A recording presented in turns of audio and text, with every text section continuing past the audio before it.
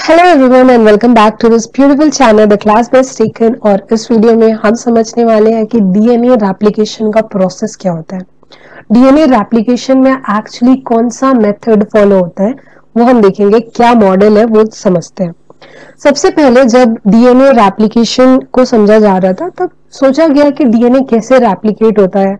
जब भी हमारे पास एक सेल है उससे हमारे पास दो सेल बन गई तो दोनों में किस तरीके का हमें डीएनए मिलेगा, है ना। तो इस तरीके की स्टडीज की गई और तीन टाइप के मॉडल्स प्रपोज किए गए थे उस टाइम में। Number one is conservative, second is semi conservative and third one is dispersive. So these are three kind of models which were proposed. इनमें से एक है जो डीएनए रेप्लिकेशन के लिए फॉलो होता है। तो चलिए समझते हैं। तो देखो यहाँ पे जो ब्लू कलर वाला है this will be denoting parental DNA, और जो ये लाल वाला है this will be denoting new DNA. Okay, तो देखो यहाँ पे ब्लू वाला देखना है। सबसे पहले ये था पैरेंटल, ठीक है। डीएनए के दो स्ट्रैंड्स हुए, ये क्या हो गया, पैरेंट का हो गया, ये भी क्या हो गया, पैरेंट का हो गया। This is in first generation. जब उसका डीएनए रेप्लिकेशन हुआ, अब डीएनए जो होता है रेप्लिकेट होता है, फर्दर दो सेल्स बनती है, एक सेल इधर, एक सेल ये हो गई, एक सेल ये हो गई। तो दोनों में जब डीएनए में एक सेल में एज इट इज पैरेंट का आ गया और दूसरी सेल में एकदम न्यूली सिंथेसाइज्ड डीएनए आ गया, तो इसे हम क्या कहेंगे, conservative DNA replication. Okay, this is conservative DNA replication. क्यों? क्योंकि ये जो पैरेंट का डीएनए है ये स्टिल कंजर्व्ड है, राइट। अब सेकेंड रेप्लिकेशन होगा और सेकेंड रेप्लिकेशन में हम देखेंगे कि अगेन जो पेरेंट का जो डीएनए है वो फिर से कंजर्व मिल रहा है, कांस्टेंट मिल रहा है, और जो न्यू सेल है वो फॉर्म हो रही है। फिर यहाँ पे दूसरी सेल हो गई, ये दूसरी सेल हो गई, इसमें नए डीएनए फॉर्म हो गए। सो कंजर्वेटिव डीएनए रेप्लिकेशन वो होता है जिससे पेरेंट का डीएनए एज इट इज क्या है, हर एक जेनरेशन में हमें कंजर्व मिल रहा है। ओके, अब सेमी कंजर्वेटिव समझते हैं। सेमी कंजर्वेटिव में क्या होगा, ये डीएनए रेप्लिकेशन जब हो रहा है तो ये डीएनए का एक पैरेंट के साथ एक न्यूली सिंथेसाइज्ड डीएनए का स्ट्रैंड फॉर्म हुआ। एक पैरेंट के साथ यहाँ पे न्यूली सिंथेसाइज्ड डीएनए फॉर्म हुआ। फर्दर जब सेकेंड जनरेशन में देखेंगे और इसका डीएनए रेप्लिकेशन हो रहा है तो क्या होगा, यहाँ पे जो पैरेंट का था ये दोनों पेरेंट हो गए, पेरेंट का। अब यहाँ पे देखो ब्लू का ये ब्लू हो गया, ये वाली रेड का ये वाला रेड हो गया, और इसके साथ में ये वाला न्यूली सिंथेसाइज्ड हो गया, ये वाला न्यूली सिंथेसाइज्ड हो गया, ठीक है। सिमिलरली फॉर दिस वन, इसमें से जो ब्लू वाला था, ब्लू वाला के साथ एक रेड वाला आ गया, ये जो रेड वाला था इसके साथ क्या आ गया, एक रेड वाला आ गया। तो यहाँ पे जो रेप्लिकेशन का मॉडल फॉलो हुआ है this is semi conservative, right. Parent का यू विल सी, पेरेंट का जो डीएनए है वो कंजर्व है, but it is not conserve as conserved in the model number one. यहाँ पे पेरेंट का पूरा एक सेल में आ रहा था, बट यहाँ पे दो डिफरेंट सेल में आया, है ना। यहाँ पे क्या आ रहा है, दो डिफरेंट सेल में आ रहा है। यहाँ पे हर जनरेशन में आपको दिखेगा कि एक सेल था जिसमें पूरा कंप्लीटली पेरेंट का मिल रहा है, बट यहाँ पे ऐसा नहीं होगा, राइट। यहाँ पे क्या होगा, कंजर्व तो है, ये दो स्ट्रैंड तो मिल रहे हैं, बट ये क्या है, सेमी कंजर्व्ड है। कैसा है यहाँ पे आप देखोगे तो यहाँ पे आपको कैसा कंजर्वेशन मिल रहा है, semi conserved DNA replication, right? And the third model we have is dispersive model. Dispersive से हमें क्या समझ में आता है कि बहुत सारी चीजें ऐसी फैली हुई है, right? Dispersion है, बहुत फैला हुआ है। So in case of dispersive model हमारे पास यहाँ पे दे रखा है फर्स्ट जनरेशन में, फर्स्ट जनरेशन में हमें दे रखा है दोनों ब्लू कलर का, that is parental, right. Parental में पैरेंटल है। सेकेंड जनरेशन में यू विल फाइंड कि अरे यहाँ पे थोड़ा सा पैरेंटल है, फिर यहाँ पे नया वाला फॉर्म हो गया, फिर पैरेंटल है, फिर नया वाला फॉर्म हो गया। इस तरीके से यहाँ पे you will find dispersion, newly synthesized DNA यहाँ पे कैसे है, डिस्पर्सिव वे में अलग अलग जगह में आपको मिलेंगे, राइट। फिर सेकेंड जनरेशन में ये चीज हुई, देन थर्ड जनरेशन में भी यहाँ पे सेम चीज हो रही है कि बहुत ही डिस्पर्जन मिल रहा है, एक ही स्ट्रैंड में न्यूली सिंथेसाइज्ड डीएनए भी है और जो पुराना डीएनए पैरेंटल डीएनए वो भी है। तो these are the three model of replication जो कि प्रपोज किए गए थे। बट इनमें से जो फाइनल मॉडल था वो क्या था, it was semi conservative replication, right. और इस चीज के लिए एक्सपेरिमेंटल प्रूफ जिन्होंने दिया था वो थे मैथ्यू मेजेल्सन एंड फ्रैंकलिन स्टार्क।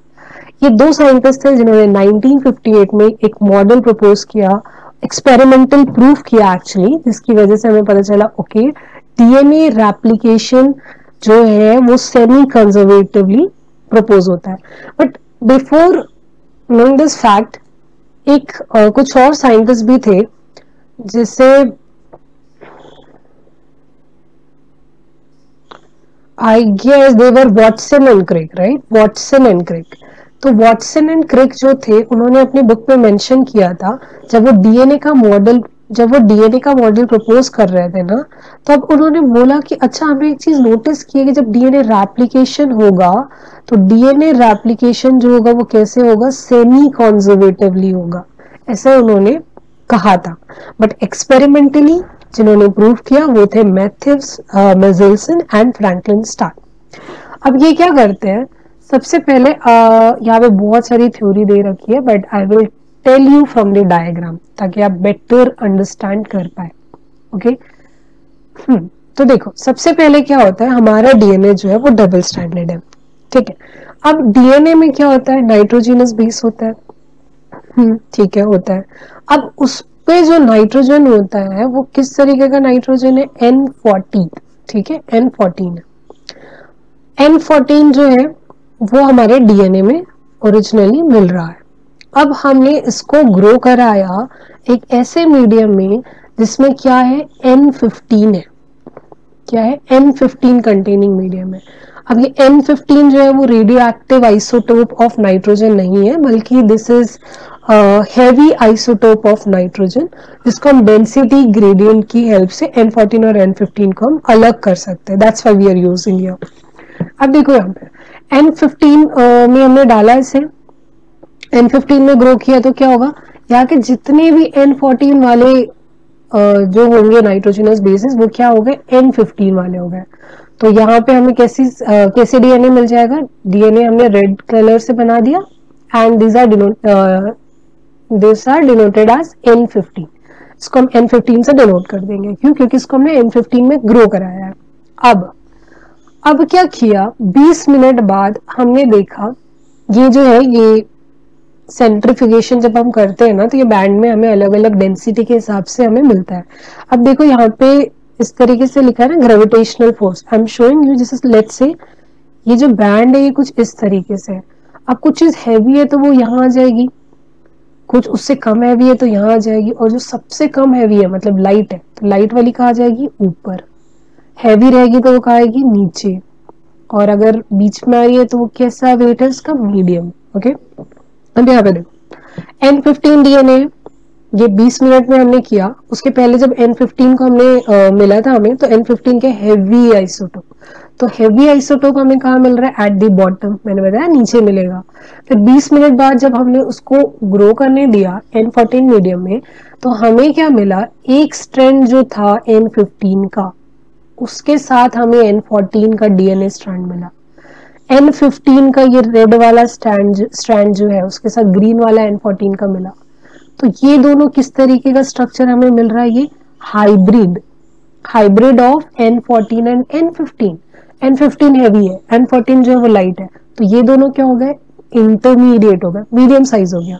तो इसका जो हमें बैंड में पोजीशन मिल रहा है वो कहाँ मिल रहा है, एट द सेंटर, मीडियम में मिल रहा है, राइट, मिड पॉइंट में मिल रहा है। फिर हमने क्या किया, और 40 मिनट रख दिया। अब इसके बाद क्या हो जाएगा, इसका फिर से क्या होगा, डीएनए रेप्लिकेशन होगा, राइट।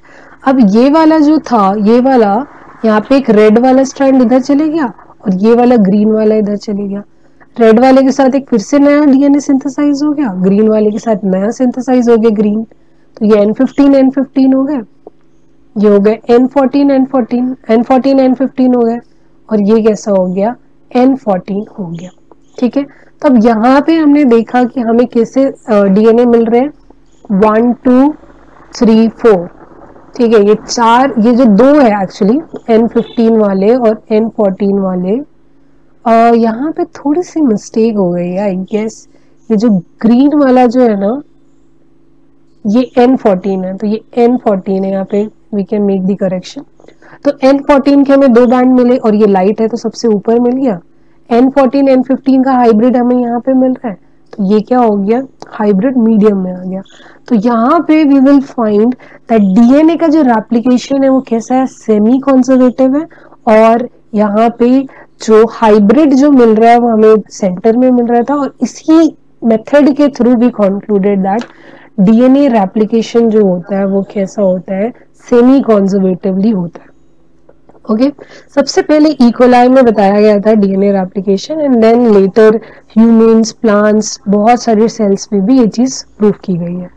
ठीक है, अब जब हम एक और चीज जो बताना मैं आपको भूल गई हूँ, जब इसे हम सेपरेट कर रहे होते हैं ना, तो एक डेंसिटी ग्रेडियंट हमें देना पड़ता है, और वो डेंसिटी ग्रेडियंट कुछ भी नहीं, सीजियम क्लोराइड होता है। ठीक है, सीजियम क्लोराइड का डेंसिटी ग्रेडियंट देते हैं।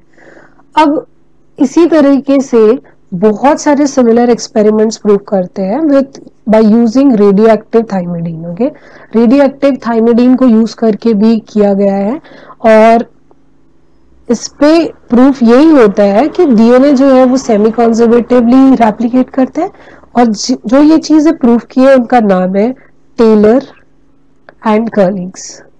Taylor and colleagues, okay. तो इन्होंने ये किया था, एंड किस चीज पे किया था, तो this is Vicia faba beans. Okay, ये चीज याद रखना है because this is very important information. So thank you guys, I hope you like this video. Please do like, share and subscribe this video. Bye bye, thank you.